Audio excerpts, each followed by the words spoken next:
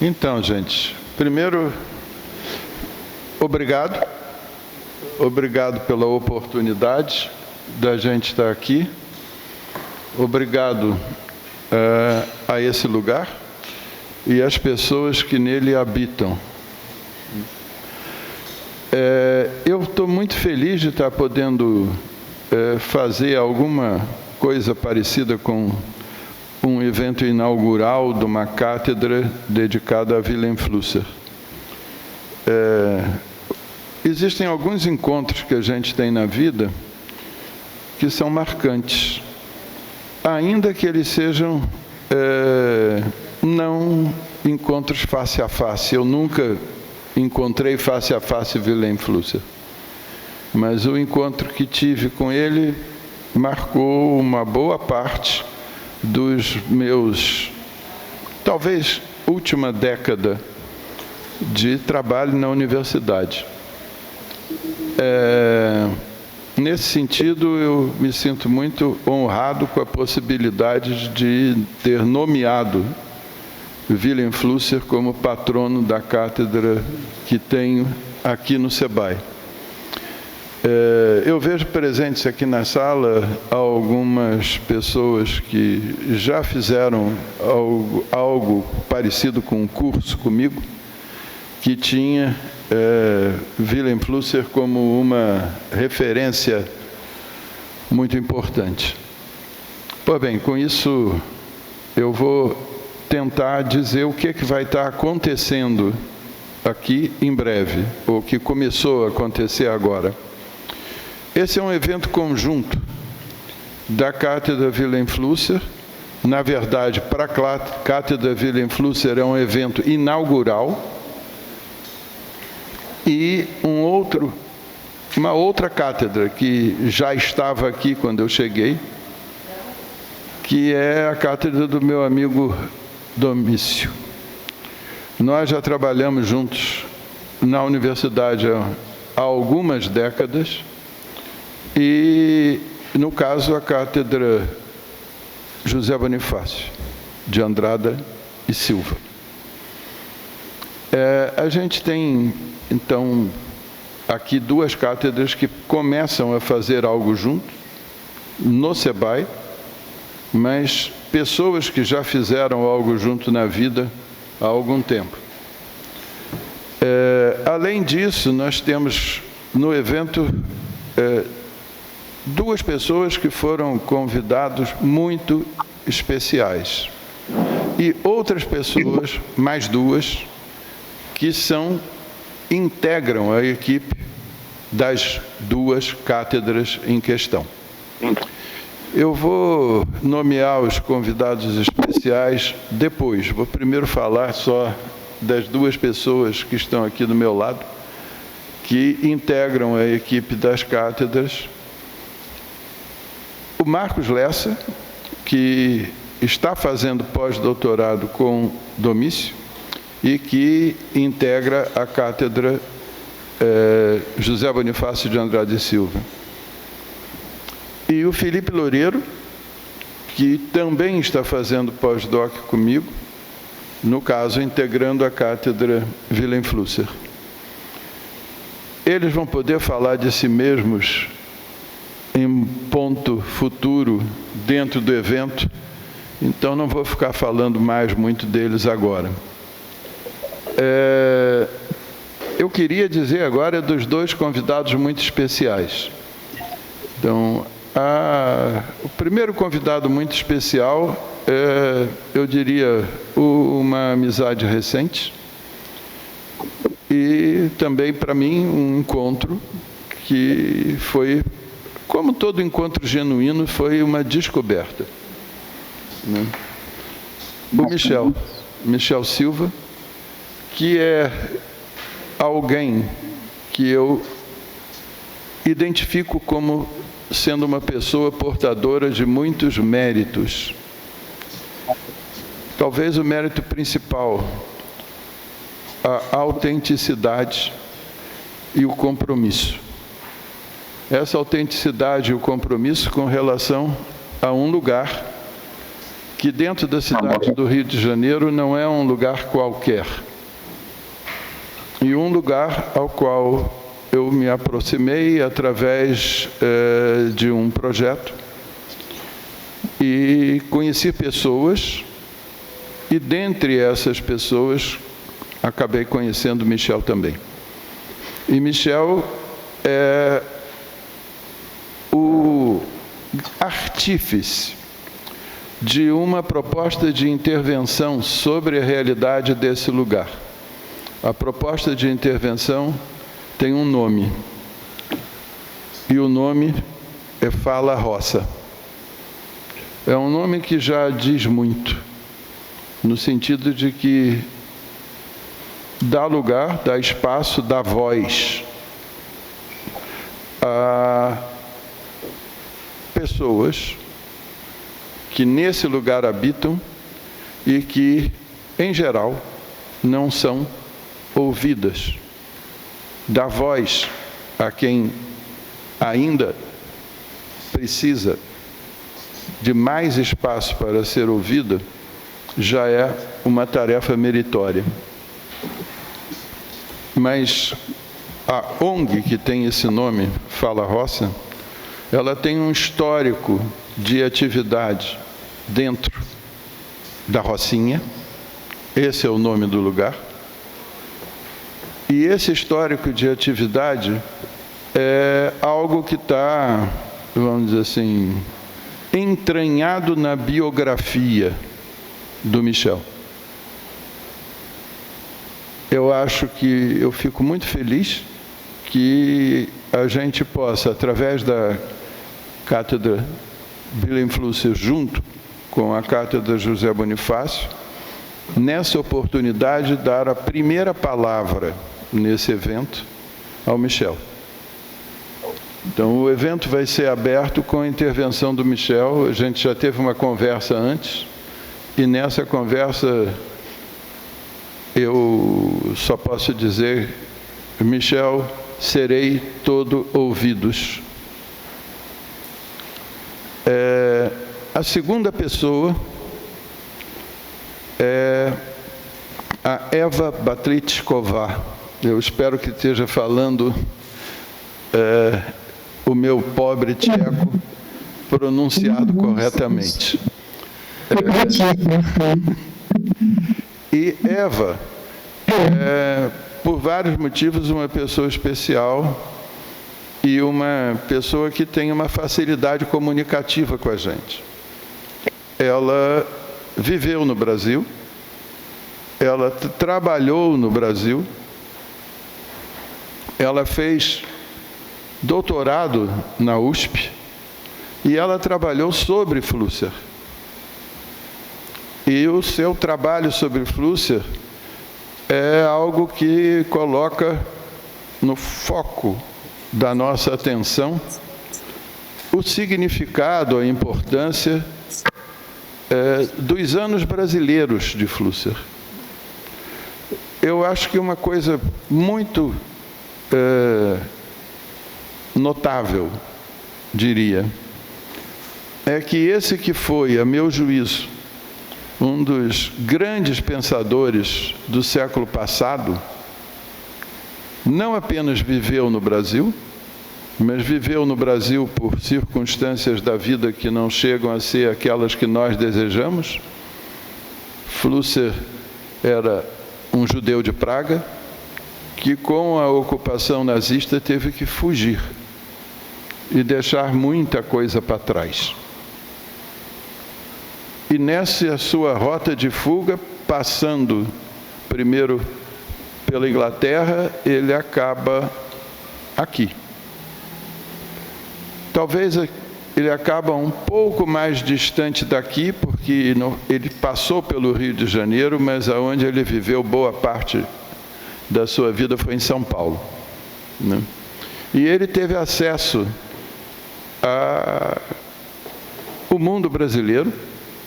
Ele foi interlocutor, ele entrou em diálogo com o mundo brasileiro. E Eva, me parece poder ser talvez a nossa mais desejada parceira para aprofundar as relações que nós venhamos a manter com a obra de Flússer e as suas implicações. Mas sobre isso eu acho que Eva vai poder falar muito melhor do que eu. Eu, na organização do nosso evento, priorizei a palavra número 1 com o nosso convidado Michel, e em seguida a palavra número 2 com a nossa convidada Eva. A minha intenção, não existem atos na vida que sejam desprovidos de intenção, eu acho, né? A minha intenção era que a gente conseguisse um diálogo improvável, colocar em contato, né, apoiado nos recursos da técnica, né, a Universidade de Brno e uma ONG na Rocinha. Essa ONG atuando na área de comunicação. E nessa Universidade de Brno, uma mulher que trabalha com foco na obra de Flússer, que para muitos é um filósofo da comunicação. Michel, agora a bola está com você. É sua. Vai que é tua. Obrigado, professor. Bom dia. Estou me escutando direitinho? Todo mundo online também? Beleza. Se eu falar muito rápido, vocês podem pedir para diminuir, porque tomei 3 copos de café e eu estou acelerada, né? E... mais distante? Tá bom? Show. Bom que eu sou fã também, então minha voz fica anasalada, né? Primeiro, agradecer de novo o convite para participar aqui do evento. É sempre bom poder cooperar com a academia de alguma forma, né? É uma área onde eu também tento fazer algum tipo de incidência, né? Observando como o campo das comunicações precisa a todo momento passar por algum tipo de reforma, né? Eu sou nascido e criado na Rocinha, aqui no Rio de Janeiro, né, uma das maiores favelas do Brasil, né? Perdeu recentemente o posto para Sol Nascente, em Brasília, mas eu não acredito nisso, né? Quem já foi na Rocinha sabe o tamanho que é a Rocinha, né? E para poder falar um pouco do tema da comunicação, do jornalismo e de jornal impresso, ela se mistura principalmente com a minha história de vida, né? Eu sou filho de faxineiros, né? Meus pais trabalharam grande parte da vida na Zona Sul do Rio de Janeiro. E o meu pai, principalmente, no final do expediente, ele sempre trazia jornais impressos que eram jogados na lixeira pelos moradores, né? Pelos condôminos, né? Então, ele pegava Jornal Globo, Valor Econômico, Estadão, Folha de São Paulo e levava para dentro de casa, né? Isso eu tinha mais ou menos 15, 16 anos, né? E eu comecei a perceber, nesses jornais, quando ele terminava de ler, ele deixava em cima da mesa, e eu comecei a ter uma curiosidade em pegar aquele jornal para ver o que tinha, o que eles falavam da Rocinha naqueles veículos de comunicação, né? E conforme eu fui começando a ler aqueles jornais, eu fui percebendo que o que falavam ali não refletiam a minha realidade na Rocinha e de outras favelas como um todo, né? Eu tive uma infância muito boa na Rocinha, muitas lembranças boas, né? Então, quando eu começo a ler aqueles jornais, eu começo a enxergar uma narrativa que não reflete a realidade que está imposta ali, né? Então, eu começo a matutar na minha cabeça, a pensar uma forma de como é que eu poderia falar da Rocinha para dentro da Rocinha, né? Porque a Rocinha, por ser uma favela muito grande também, existe essa questão de mobilidade dentro da Rocinha, que nem todo mundo circula em todas as áreas da Rocinha, né? Não só isso, mas também como é que eu poderia combater de alguma forma a imagem que as pessoas têm de fora da Rocinha para dentro da Rocinha, né? Então, como era um garoto muito ligado à rua, né, tem esse risco, né? Quando você cresce na favela, você tem um risco muito grande de ser cooptado por alguma força que vai te levar para um caminho ruim, né? No grosso modo, chamado criminalidade. E a minha mãe, né, como eu gostava muito de lan house, inclusive, eu era viciado em lan house, né, que eram aquelas salas onde tem computadores, onde as pessoas podem acessar, eu gastava também muito tempo na lan house, né? Então a minha mãe percebeu isso e comprou um computador para mim na época, né? Nunca vou esquecer, era um computador com 256 megabytes de memória RAM, né? Se você pegar essa configuração hoje, esquece, não roda nada, não roda nem um navegador, por exemplo. E minha mãe comprou um computador e ali foi uma porta de entrada para outros tipos de conhecimento, né? E aí eu comecei a pesquisar mais e mais sobre comunicação, principalmente no YouTube, né? E dali foi nascendo ainda mais o desejo de como é que eu poderia criar um jornal na Rocinha, né?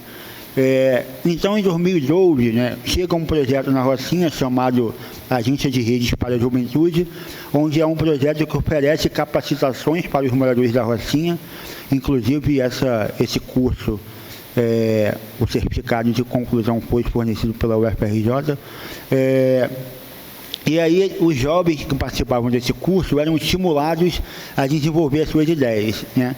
E aí eu cheguei nesse curso, contei qual era a minha ideia e consegui convencer os jovens da minha mesma idade de que a gente poderia criar um jornal na Rocinha. Então, um gostava de fotografia, o outro gostava de história, o outro gostava de falar o que tinha na Rocinha. Então todo mundo aderiu à ideia e a gente começou a trabalhar na construção de um jornal, né? Ainda não era um jornal impresso, né?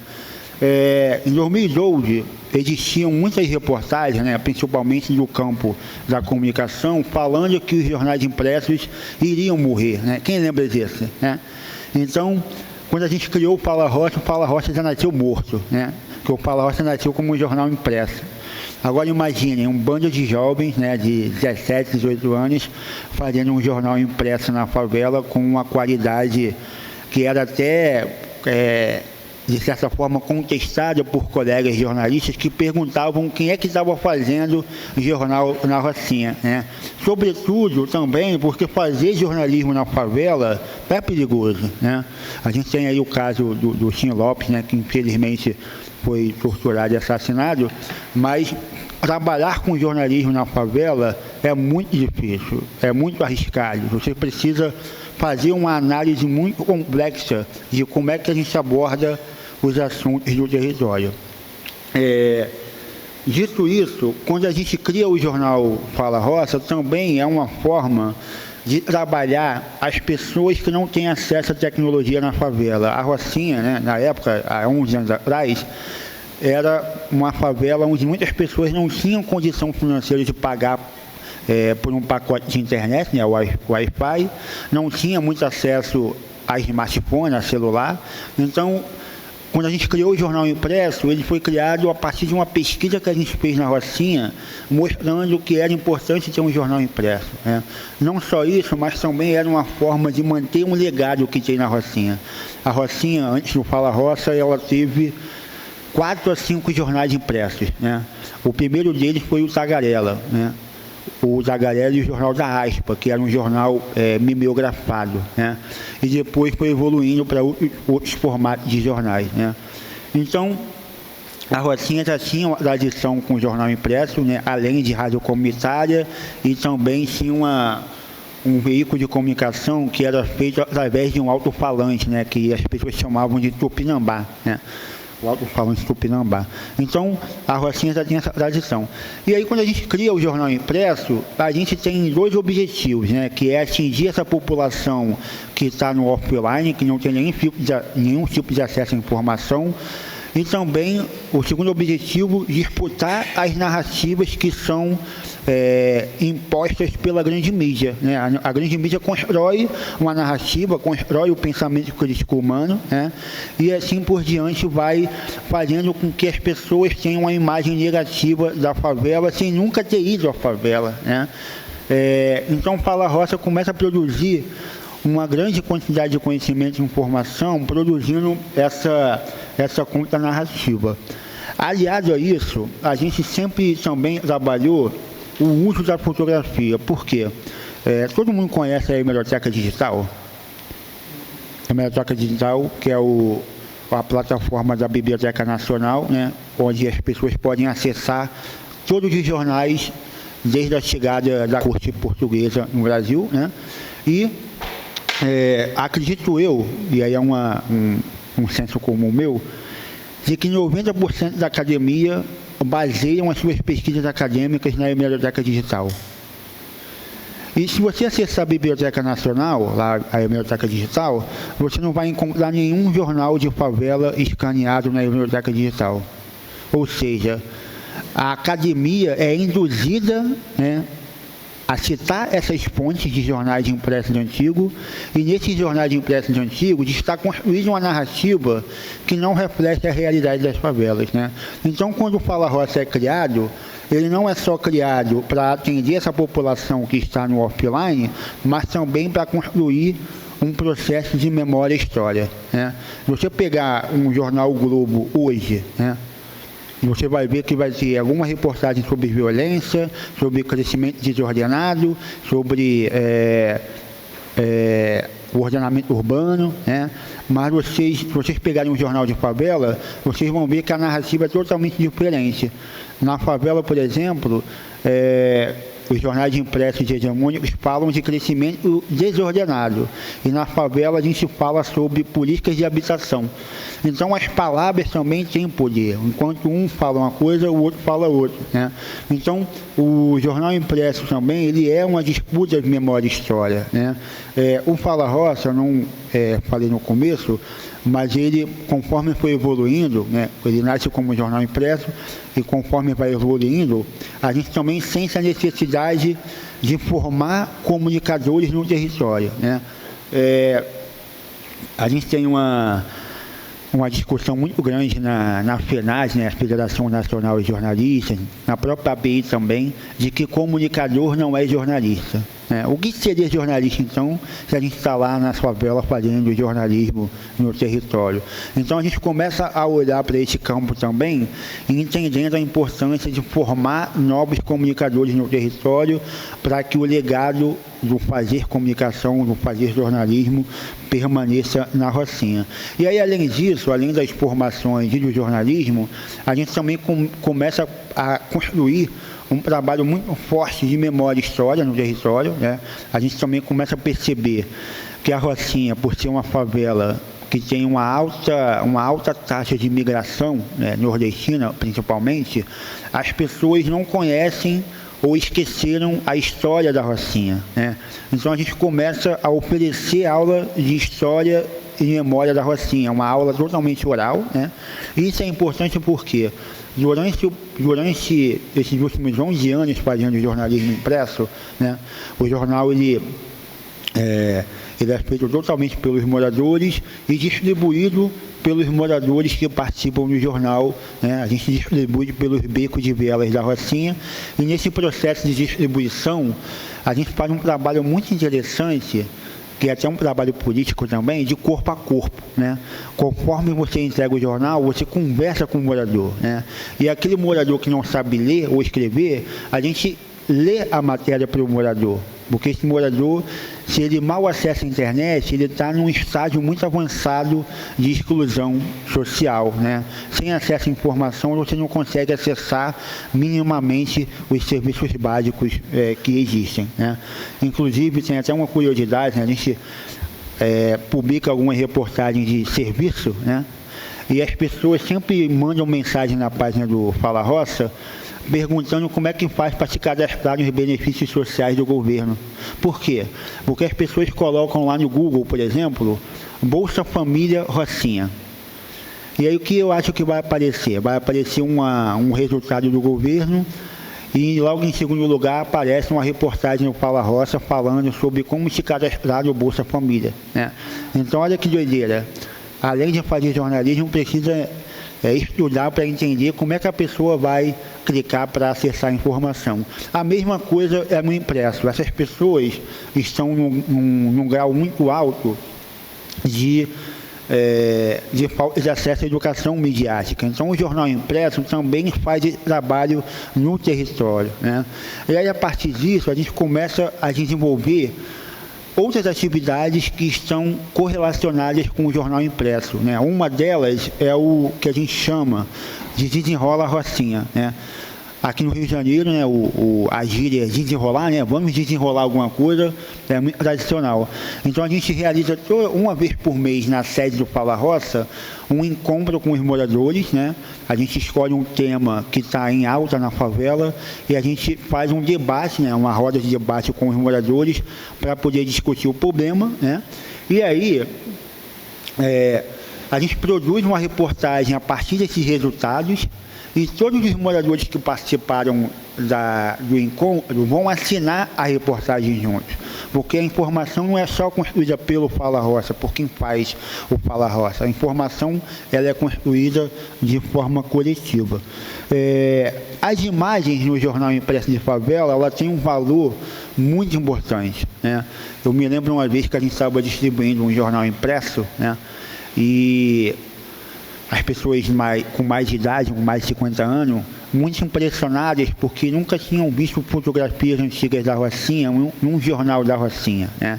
E também pessoas, né, que acham que nunca vão conseguir sair no jornal. Isso existe, tá, gente? As pessoas gostam de sair no jornal, mas elas querem contar a versão da história dela, né? Isso que é o mais importante. E eu vejo também que na grande mídia existe um recorte muito grande da fala das pessoas, né? Infelizmente, o jornal impresso tem uma quantidade de caracteres limitada, né? E no jornal, e no Fala Roça, a gente tem que dar uma prioridade em como é que a gente vai dar um espaço maior de fala para os moradores, né? Tanto é que muitas pessoas falam, né? As pessoas falam para mim, que o Fala Roça ele existe para dar voz aos moradores. Não existe isso de dar voz. A voz, ela existe. O nosso trabalho é ampliar essas vozes para que elas sejam ouvidas por outras pessoas, né? E essa questão do impresso, ela é muito importante também no sentido, né, de duas questões, né? Que é a questão da disputa do pensamento crítico humano. O Noam Chomsky, né, ele tem um trabalho muito interessante, inclusive um documentário chamado Um Consenso Fabricado, né? Todo mundo que trabalha lá no Fala Roça, ou colabora com o Fala Roça, eu sempre recomendo assistir esse documentário antes para entender a profundidade que é de fazer comunicação no território, né? E aí esse documentário, né, o Consenso Fabricado, ele mostra muito claro a relação de poder e do controle do pensamento crítico humano que envolve a publicidade, a grande mídia, os governos e as grandes elites econômicas, né? Por que eu estou falando disso? Porque o jornal impresso na favela também é uma forma de disputa política, também é uma forma de disputa do pensamento crítico humano, né? Há 10 anos atrás, eu pensava que o nosso maior concorrente, digamos assim, era o jornal o Globo. E aí depois eu estava analisando, pensando muito bem também, e aí eu constatei que o nosso maior concorrente não é o Globo, é o jornal da Igreja Universal, né? A Folha Universal. Por quê? Porque o pensamento crítico também está entranhado na religiosidade, né? As pessoas têm medo, têm angústias, têm suas preocupações humanas com a sociedade. E o jornal, que é controlado por um grupo religioso, tem um poder muito grande, né? E também, para piorar a situação, a forma como a Folha Universal é entregue é muito semelhante ao Fala Roça, né? Essa entrega de jornal corpo a corpo, pelos becos da Rocinha, de abordar os moradores, de conversar com os moradores, né? a gente aborda e tenta levar para a nossa sede para poder trabalhar a comunicação. E a igreja aborda para levar para dentro da igreja, né? Então, tem essa disputa de poder do pensamento crítico. Uma outra coisa que também é muito importante, que a gente vem trabalhando no jornal impresso, é a questão do preconceito linguístico, né? A Rocinha, por ser uma favela altamente habitada por pessoas do Nordeste, existe uma variação linguística muito alta, né? Então, a gente sempre tenta trabalhar no jornal impresso a não edição das falas. Por quê? Porque isso marca também o período de história daquele território, né? E aí, para concluir, eu acho que eu já falei bastante, eu posso também voltar a falar, que as pessoas ficam até hoje falando que o jornalismo impresso vai morrer, né? Eu estou aqui até hoje, há 11 anos, falando que o jornal impresso não vai morrer porque, na verdade, existe uma crise de identidade, né? O jornal impresso, ele vai muito além do que só produzir informação e conhecimento. Se você pegar um jornal impresso do Fala Roça há 11 anos atrás, vocês vão pegar esse jornal e vão ver que o conteúdo é atemporal, porque os problemas permanecem no território. A gente está na 16ª edição do jornal, né? Eu já perdi a conta de quantas vezes a gente já repetiu os assuntos, porque os problemas não são solucionados, né? O sistema é programado para não evoluir, né? E em relação ao algoritmo, a inteligência artificial, a gente tem agora um problema muito grande no jornalismo, que são os nossos futuros jornalistas que estão utilizando massivamente a inteligência artificial para escrever as matérias, né? Eu já vi muitos repórteres de imprensa hegemônica fazendo isso, né? E aí eu fico pensando que a inteligência artificial nunca vai conseguir produzir jornalismo na favela, porque fazer jornalismo na favela, ela tem uma pegada muito humana, né? Não só de reportar os fatos, mas também de ter a sensibilidade de escutar as pessoas e perceber o que está ocorrendo no território. Então, por exemplo, quando a gente está fazendo alguma matéria na Rocinha, alguma apuração, não é só o ato de escrever, mas também trazer elementos da rua para dentro do texto. Isso, a inteligência artificial não tem capacidade de fazer isso, né? A menos que você, como pessoa humana, grave um áudio e esse áudio vai ser transcrito pela inteligência artificial. Aí sim, e mesmo assim não vai sair de uma qualidade que é boa, né? E uma outra coisa que é interessante nessa questão das imagens técnicas, né, de preservação da fotografia, uma vez eu encontrei uma senhora da Rocinha, né, que é eleitora do Fala Roça, e ela guarda todas as edições do jornal. Guarda todas, né? Além dela, tem pessoas que recortam o jornal. Eu já vi um morador recortando o jornal e colando a foto com um imã na geladeira, né? Por quê? Porque é um dos únicos momentos da vida, da história daquela pessoa que ela saiu no jornal, né?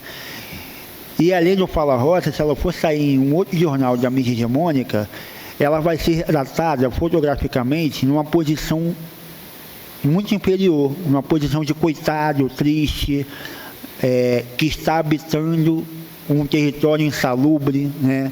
Então, o jornalismo na favela, o fotojornalismo, também tem essa função de retratar a felicidade na favela, de retratar os moradores por uma outra perspectiva. Não é porque nós estamos num território que falta saneamento básico, falta acesso à educação, falta acesso à saúde, que não existe felicidade, por exemplo, né? Tanto é que na nossa linha editorial, e é uma coisa que eu acho que a gente acertou muito na nossa história, que foi excluir a violência armada da nossa linha editorial. Por quê? Violência armada, guerra às drogas, é uma coisa que a mídia hegemônica já cobre há muito tempo, né? e ela cobre porque ela domina também esses sistemas de alguma forma, né? As guerras às drogas é altamente lucrativa para o mercado da comunicação tradicional, né? Então, para a gente no Fala Roça, é muito mais vantajoso e melhor abordar a violência numa outra perspectiva, que é a violência da falta do acesso ao saneamento básico, a violência da falta do acesso à educação. Então, encarar a violência de uma forma holística, né? E, a partir disso, aprofundar o conteúdo que a gente produz, né, no território. Então, eu acho que em grande parte, o sucesso do Fala Roça se dá por isso. A gente trabalha o conteúdo, o conhecimento, de uma forma aprofundada e linkada e conectada com a memória e história do território. Eu acho que esse que é o diferencial do Fala Roça. É isso, o Fala Roça tem uma tiragem de 5.000 exemplares. Parece que é pouco, mas se você colocar na ponta do lápis, né, uma tiragem de 5.000 exemplares e, em média, cada moradia na Rocinha tem 4 a 6 habitantes, você está conseguindo atingir 25.000 pessoas, né? Fora as pessoas que vão compartilhar o jornal com outras pessoas. E fora também as pessoas que acessam os conteúdos no digital, né? Só para encerrar mesmo, e era uma coisa que era importante falar, a gente recebeu eu nunca vou esquecer disso, né? Que eu levei um susto real. Eu estava na redação, né? E chegou uma carta na redação. Falei, caramba, uma carta na redação. Em 11 anos de Fala Roça, eu nunca recebi uma carta na redação, né? Eu acho que toda pessoa que trabalha com jornal impresso já deve ter colocado lá cartas para a redação, de alguma forma, né? E aí a gente recebeu uma carta de um jovem lá de São Paulo, lá da favela de Paraisópolis, que ele estava falando que estava abandonando as redes sociais, estava cansado, né? A saúde mental não estava muito boa, e ele adorava o Fala Roça, ele acompanhava o Fala Roça no digital, né, nas redes sociais, no site, e ele queria receber o jornal impresso na casa dele, né? Então, olha que o impacto que o jornal impresso ainda tem na cultura brasileira, né? Eu peguei o metrô agora e tinha um cara de mais ou menos 30 anos lendo o jornal impresso. Ele, porra, que doideira, eu vi alguém lendo o jornal, porque todo dia eu vejo alguém no metrô com a mão no celular, não vejo quase ninguém lendo o jornal impresso, né? E aí, para encerrar mesmo, Roberto, eu ainda continuo lendo jornal impresso, eu todo dia paro na banca de jornal para olhar as capas, e todo dia eu vejo que ainda as favelas são retratadas de forma marginalizada, negativa, né? E aí, para encerrar mesmo, nasceu essa semana 4 novos jornais impressos nas favelas do Rio de Janeiro. Uma em São Gonçalo, no Jardim Catarina, chamado O Catarinão. Nasceu um agora no Complexo do Chapadão. Nasceu outro na Cidade Alta e o outro eu esqueci. Mas são 4 jornais novos de favela que nasceram e que é importante a gente valorizar para que a gente possa, de alguma forma, preservar a memória e a história da favela e, de alguma forma, inserir esses jornais, escanear esses jornais para que a história não seja perdida. Obrigado. Dinâmica, a gente vai passar direto para a fala da Eva. Eu fico muito feliz que você tenha atendido o convite, repito, eu não gosto de ser repetitivo, mas estou sendo, porque eu acho que pode ser o começo de alguma coisa muito legal. Vamos lá, você tem a palavra. Bom dia a todos. Agradeço muito aos organizadores pelo convite nesse evento. Estou realmente muito feliz e muito honrada por poder estar aqui com vocês. Gostei muito como Michel foi apresentado como pessoa autêntica e de uma alta responsabilidade social. E eu, particularmente, acredito que Flusser, né, Willems Flusser, combina com essas características também, embora que viveu em outro contexto.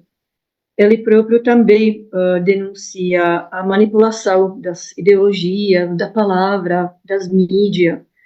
E nesta breve apresentação, eu gostaria um pouco contar a sua história pessoal, com sua experiência com a Segunda Guerra, com o Holocausto, com morte, com imigração forçada, que, ao meu ver, está na base das suas teorias, tanto da linguagem da década 60, como depois da teoria da mídia, que tornou famoso na década de 80.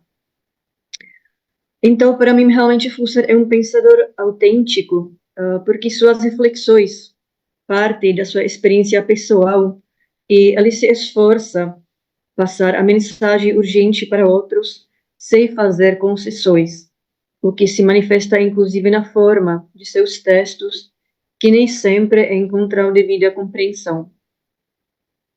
A sua experiência pessoal é marcada sobretudo pelo trauma da Segunda Guerra, do Holocausto, da morte dos seus próximos, da imigração forçada. Com seus 19 anos, presenciou a entrada do exército nazista em Praga, de 39, e sendo de uma família judaica, enfrentou basicamente duas possibilidades: ficar refém da ideologia nazista e do poder destrutivo da Alemanha da época, ou deixar o país. Ele foi o único da sua família núcleo que optou pela fuga. Seu pai, além de judeu, foi um intelectual de esquerda, bastante engajado e, como tal, estava na mira das autoridades nazistas. Apesar de ter recebido, alguns meses antes, uma proposta para sair com a família de Praga e ir a Jerusalém, onde já teve prometida uma cátedra na universidade, ele recusou. Não teve motivo para fugir. Não era nenhum criminoso. A própria decisão de Wilhelm, adolescente, na época, de deixar o país, se deu graças aos esforços da Edith, sua então namorada e a futura mulher, que jamais cessou com os cuidados a seu respeito. Inclusive, após a morte do marido, foi ela uma das pessoas fundamentais para a preservação e a divulgação da sua obra. Ela salvou a vida de Wilhelm, mas ele pagou o preço alto. Na sua autobiografia da década de 70, que se chama Bodenlos, o que significa o sem chão, escreve que naquele momento, no momento da fuga, ele sacrificou a dignidade humana pela sobrevivência do corpo. Vários dos seus textos que escreveu no decorrer da vida testemunham que nunca mais conseguiu se livrar desse peso, do peso da sobrevivência quase indevida. Aí, em 1941, quando o navio com ele e a família da sua namorada no bordo atracou no porto do Rio de Janeiro, a primeira notícia que o esperava foi a da morte do seu pai, assassinado no campo de concentração. Nos 2 próximos anos, recebeu mais 2 mensagens tão avassaladoras como a primeira, sobre a morte da sua mãe e da sua irmã Ludovica, 2 anos mais nova do que ele, ambas assassinadas nos campos de extermínio. A crise da civilização europeia, de que se falava tanto nas universidades alemãs nas primeiras décadas do século XX, ele experimentou à flor da pele. E não foram só campos de concentração nazistas, foram também bombas atômicas, os gulags stalinistas e outras atrocidades decorrentes da Segunda Guerra Mundial e das ideologias demagógicas. O esforço do Flusser a identificar os motivos pelos quais se deu essa destruição total nos valores da civilização humana, percebo como um pano de fundo das suas teorias da língua e da mídia. O que faz de Flusser um grande homem e um pensador cujas ideias atravessam sua época é o fato de que ele se recusa a colocar-se na posição da vítima. Muito pelo contrário, ele decide assumir a responsabilidade pelo acontecido, pelo simples fato. Tanto judeus, comunistas, intelectuais franceses, ingleses ou brasileiros, ao lado dos nazistas e fascistas de todo tipo, todos eles fazem a parte da mesma cultura. Todos fazemos a parte da cultura ocidental, baseada no discurso científico, que resultou, entre outras coisas, na invenção das câmaras de gás e armas nucleares. Esta sua atitude se manifesta de forma especialmente forte no livro que ele chama Até a Terceira e a Quarta Geração, que concluiu na década de 60. Nele, ele conta a história da humanidade moderna a partir do renascentismo, ou seja, a partir do momento, como ele diz, quando a humanidade deu as costas à catedral e se voltou ao mundo imanente. Foi quando as pessoas renunciaram da dimensão sagrada da vida a favor da vida profana da materialidade, do pragmatismo, dos valores do mercado, das teorias científicas, da lógica inabalável dos fatos. Nessa lógica do afastamento paulatino da humanidade da dimensão sagrada da vida e do pensamento, as fases do progresso são vinculadas com a culpa, com o pecado e com castigos. Essa ideia desenvolve também a História do Diabo, que pertence entre seus livros mais lidos. Mas, voltando ao texto Até a Terceira e Quarta Geração, o próprio título remete à frase bíblica, concretamente a do Êxodo 25. Não te prostrarás diante desses deuses e não os servirás, porque eu sou um Deus ciumento, que puno a iniquidade dos pais sobre os filhos até a terceira e a quarta geração dos que me odeiam. Ou seja, Deus ameaça a castigar até a terceira e a quarta geração todos aqueles que se atreveriam a servir a outros deuses. É o que exatamente aconteceu na Idade Moderna. O homem moderno começou a servir aos deuses do mundo materiais, dos mundos materiais pragmáticos, do mundo das contas, dos dados duros. A primeira geração, no sentido figurativo que abrange uma certa fase da história, a geração renascentista, ele chama de culpa.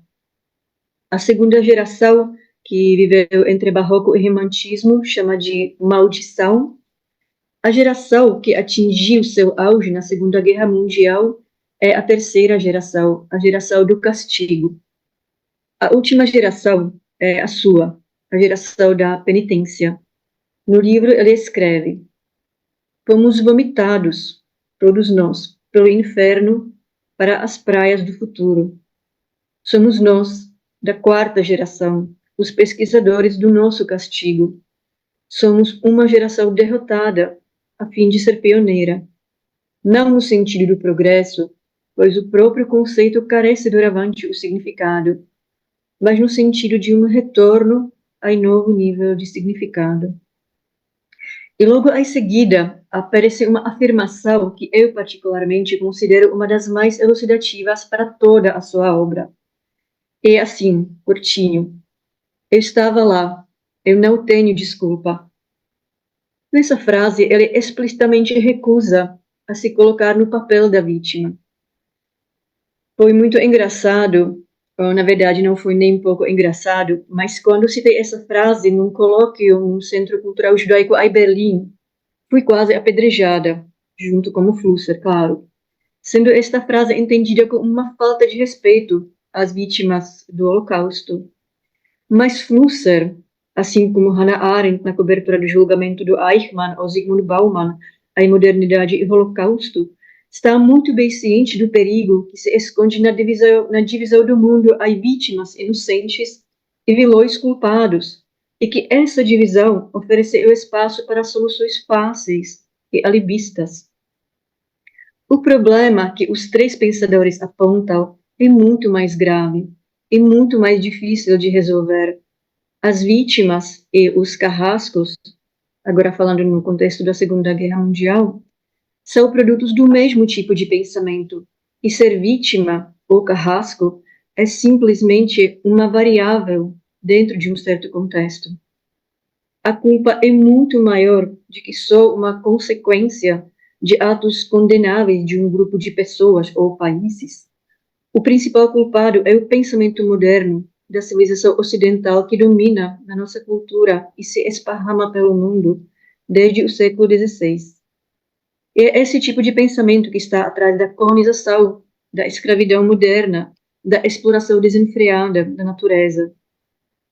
Resumindo e voltando à ideia original do Flusser, a renúncia à dimensão sagrada das nossas vidas e do nosso pensamento leva, em últimas consequências, ao desrespeito pela vida em termos gerais.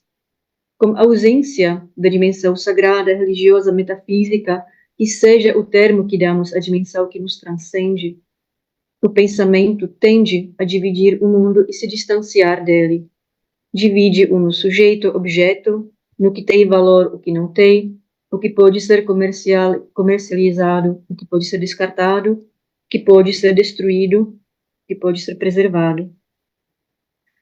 Acredito que a melhor prova que este tipo de reflexão está presente na obra de Flusser em todos os momentos é a coletânea Pós-História, que Flusser publicou no mesmo ano, quando foi publicada a Filosofia de Caixa Preta na Alemanha. Ou seja, em 1983, na Alemanha, foi publicada a Filosofia de Caixa Preta, que lançou como o profeta da mídia, e no mesmo ano, no Brasil, em português, foi publicada a coletânea Pós-História. O primeiro ensaio dessa coletânea se chama O Chão Onde Pisamos e, para mim, é o mais marcante. Nele, Flusser levanta explicitamente o tema de Auschwitz, um campo de extermínio na Polônia, e se tornou para ele um símbolo de holocausto. Ele não aborda o tema como uma tragédia histórica, mas o relaciona com uma crise da civilização ocidental que continua se manifestando. Ele comenta que com o Auschwitz aconteceu algo jamais visto na cultura ocidental. E o que ocorreu foi que lá a cultura ocidental revelou uma das virtualidades a ela inerentes. Auschwitz é a realização característica da nossa cultura. Para encerrar a minha fala, me permitem uma citação um pouco mais longa deste ensaio, porque acredito que é nele onde se reflete de forma mais clara a relação entre a experiência pessoal de Flusser com o conceito de aparelho, que é um dos termos-chave na sua crítica das mídias. Eis diz o Flusser: o Auschwitz não é apenas o produto da determinada ideologia ocidental, nem de determinadas técnicas industriais avançadas. Brota diretamente do fundo da cultura, dos seus conceitos e dos seus valores. A possibilidade de se realizar Auschwitz está implícita na nossa cultura desde o seu início. Está no programa inicial do Ocidente e vai realizando todas as suas virtualidades na medida em que a história vai se desenrolando. A pergunta como isso era possível é fundamental, porque a questão não é o campo de extermínio, mas o Ocidente. O inaudito em Auschwitz não é o assassinato em massa, não é o crime. É a reificação derradeira de pessoas em objetos informes, em cinza. A tendência ocidental rumo à objetivação foi finalmente realizada, e foi em forma do aparelho. Os nazistas eram funcionários de um aparelho de extermínio, e suas vítimas funcionaram em função do seu próprio aniquilamento. Por certo, a transformação de homens em cinza é uma técnica social primitiva, incipiente e vai se refinando. Será seguida de objetivação menos brutal, como a robotização da sociedade, por exemplo. Mas não importa que forma tomará, será sempre manipulação objetivante do homem, embora os aparelhos do futuro imediato não sejam necessariamente fornos de incineração, todos servirão para o aniquilamento do homem. Bom, por este momento é isso. Obrigada.